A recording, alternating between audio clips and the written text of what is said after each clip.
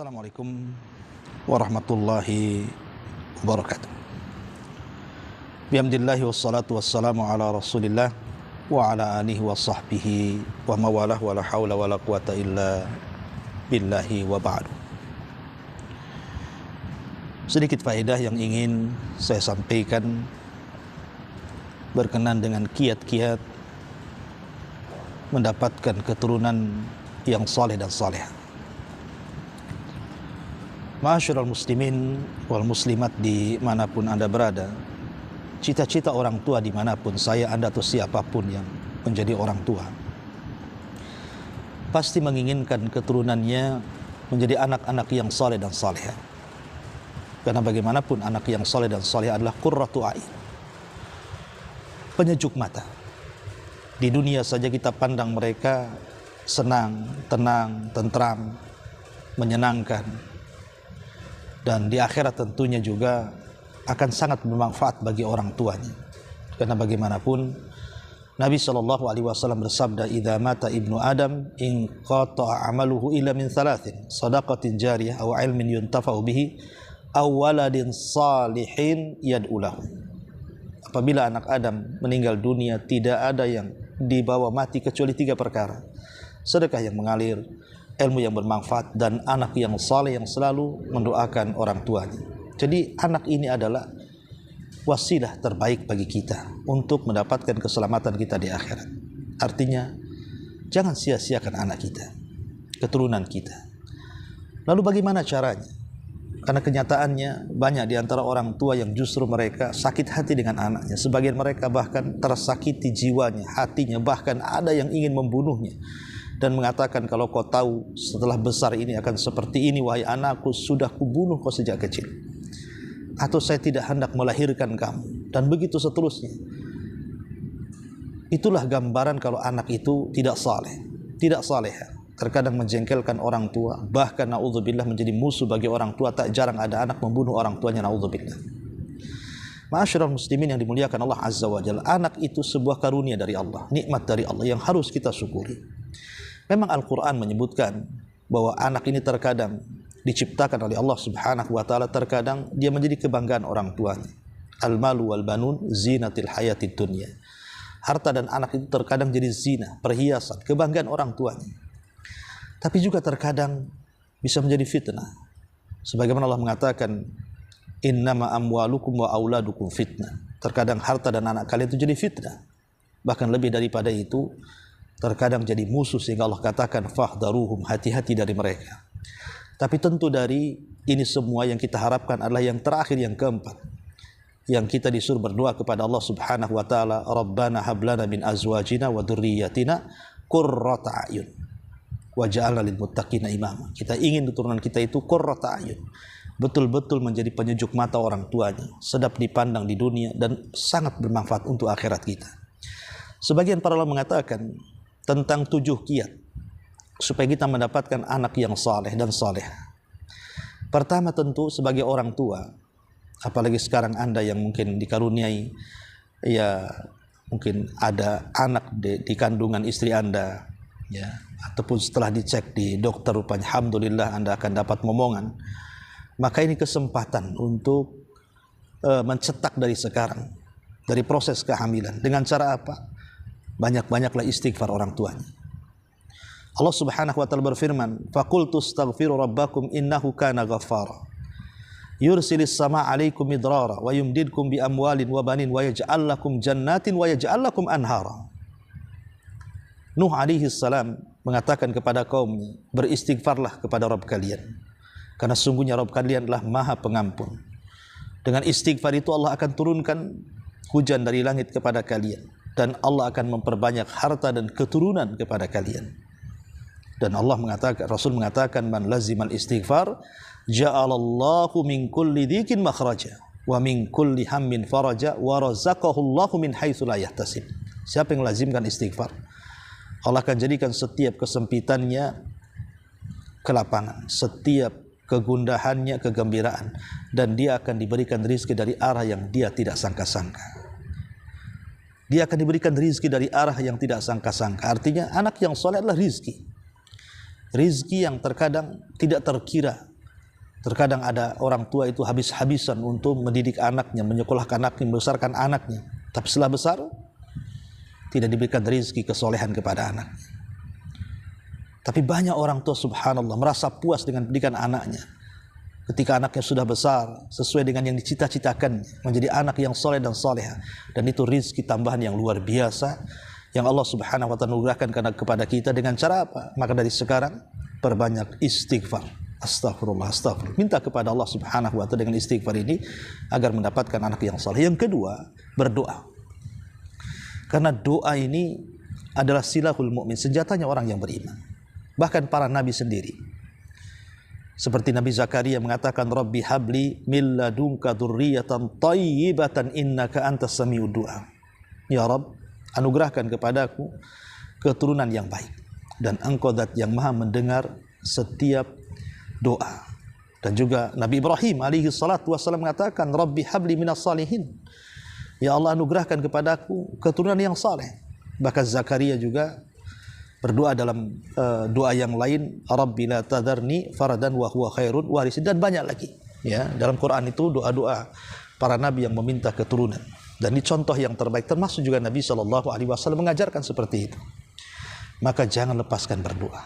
Terus berdoa kepada Allah agar keturunan kita menjadi keturunan yang saleh dan saleh. Kemudian yang ketiga, sari' fil khairat. Perbanyak amal saleh. Orang tuanya perbanyak amal saleh, perbanyak sedekah, rajin salat, rajin puasa sunnah, rajin berdoa.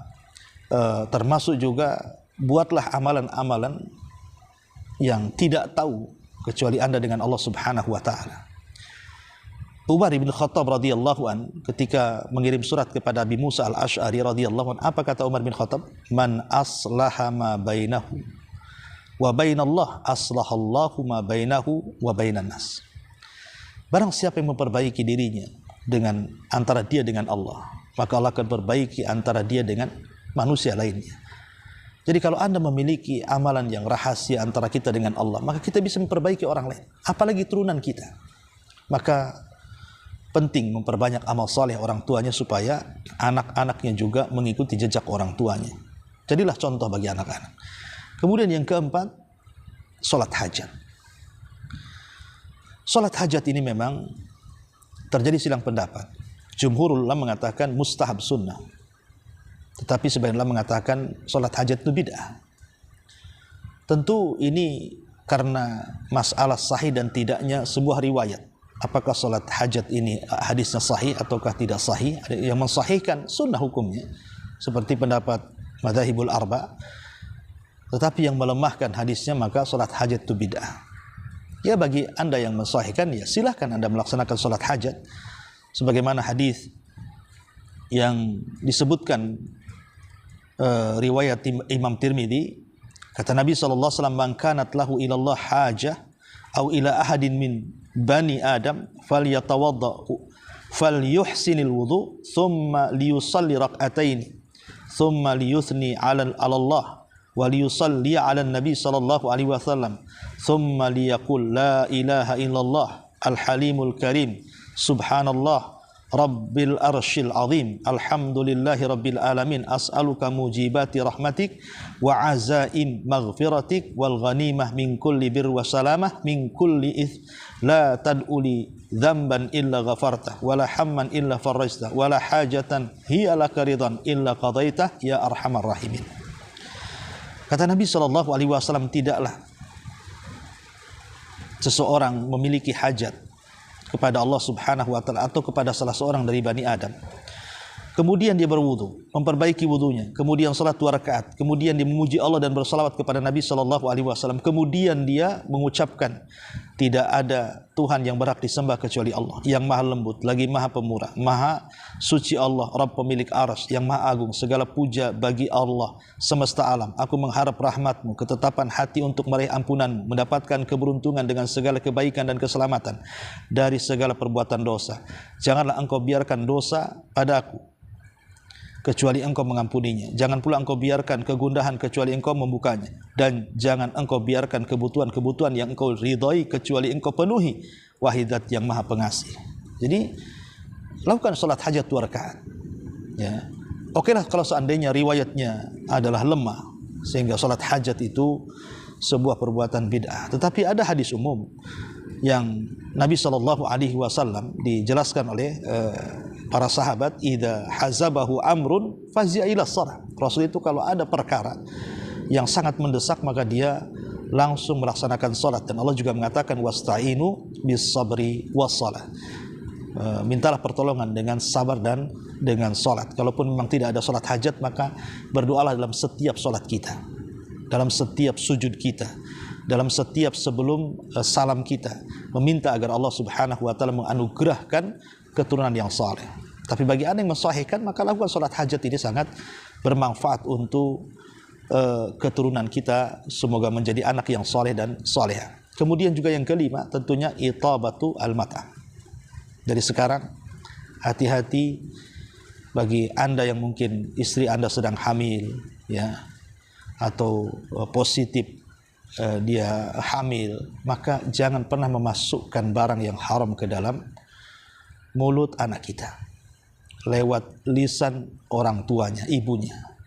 Karena ada riwayat dari Imamul Haramain Abu Ma'ali Al-Juwaini rahimahullahu ta'ala. Jadi ini orang cerdas sekali di zamannya, kalau berdebat tidak pernah kalah. Dan itu sampai di antara muridnya, siapa yang tidak kenal Imam Al-Ghazali, Abu Hamid Al-Ghazali adalah muridnya, murid daripada Abu Ma'ali Al-Juwaini, yang kalau berdebat tidak pernah kalah. Tapi terkadang kalau dia berbicara, terkadang ada semacam terhenti atau mungkin terkadang gagap dan begitu seterusnya. Ketika ditanya, maka dia mengatakan dulu dia bercerita tentang orang tuanya. Jadi ayahnya tidak pernah dan bersumpah kepada untuk tidak memasukkan barang yang haram ke dalam lisan ibunya, karena itu akan menyerap kepada anaknya. Dan itu dilakukan oleh ibunya Abu Ma'ali Al-Juwaini ini sampai satu hari beliau diletakkan ketika masih bayi, ibunya sedang pergi keluar sebentar, rupanya dia menangis, rupanya ada seorang budak, karena kasihan akhirnya disusukan, ya. Setelah tahu kemudian bapaknya marah, langsung dimasukkan jari ke anaknya, dikhawatirkan hamba sahaya wanita ini memakan yang diharamkan sehingga masuk ke air susunya dan terminum oleh anaknya, langsung dimasukkan jarinya ke mulutnya untuk dikeluarkan. Sampai seperti itu, karena dia hendak mencetak anak yang saleh. Maka ini penting, jangan masukkan barang-barang yang haram ke dalam rumah kita, karena ini yang menjadikan anak kita tidak saleh dan tidak salehah. Kemudian juga yang nomor 6 tentunya, kalau sudah betul-betul Allah takdirkan lahir anak kita, maka berilah perhatian kepada mereka dengan pendidikan, diarahkan ke yang benar, diarahkan ke agama, diberikan contoh yang baik, dan begitu seterusnya. Dan tentunya juga yang terakhir, semua diawali dari mencari jodoh. Semua diawali dari mencari jodoh. Kata Nabi SAW, fadfar bidzatid din taribat yadak. Ambil yang paling baik agamanya, maka anda akan mendapatkan keberuntungan dunia kita dan akhirat kita. Wallahu a'lam bishawab. Mudah-mudahan ada manfaatnya. Inilah di antara kiat-kiat mencetak anak saleh yang disebutkan oleh para ulama. Mudah-mudahan kita bisa mencobanya, dan kita yakin bahwa bimbingan Islam itu adalah bimbingan terbaik dalam kehidupan kita. Subhanaka wa bihamdika asyhadu an la ilaha illa anta astaghfiruka wa atubu ilaik. Allahu ta'ala alam. Assalamualaikum warahmatullahi wabarakatuh.